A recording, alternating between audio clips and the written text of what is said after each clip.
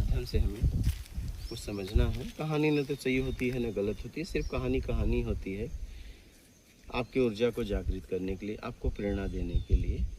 तो एक राज्य में एक राजा था, बहुत दयालु था, बहुत दया थी, और वो बड़ा परेशान रहता था कि लोग दुखी हैं संसार में, उसके राज्य में। वो चाहता था कोई भी व्यक्ति दुखी ना हो। क्या करे समझ में नहीं आता था, बहुत मेहनत करता था, साधना भी करता था। आखिरी में ये हुआ कि उसकी साधना से भगवान प्रसन्न हो गए। बोले, राजन क्या चाहिए तुम्हें?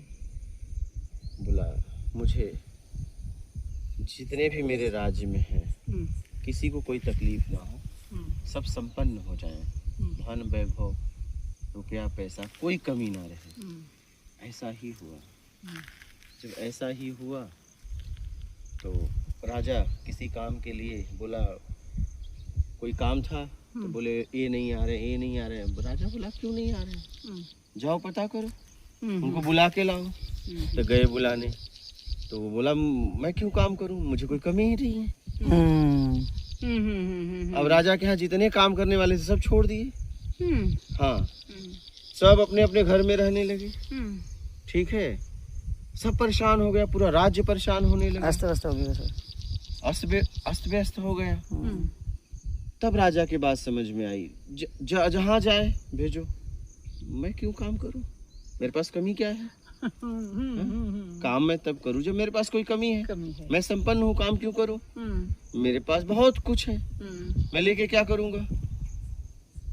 तब राजा ने फिर मेहनत करके भगवान को प्रसन्न किया और कहा कि आपने वर दिया था उसे वापस ले लो।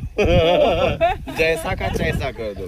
तो हम क्या है ना, हम क्या है, हम समझ नहीं पाते। हम सोचते हैं ये दुखी है, ये दुखी। अरे भाई, व्यवस्था चलाने के लिए जैसा जिसका कर्म वैसा उसे परिणाम है। आप क्या करते हो, सब एक जैसे हो जाए, सब एक जैसे हो जाएंगे तो व्यवस्था चलेगी ही नहीं, चलेगी नहीं। ठीक है। तो समझ के साथ आगे बढ़ो।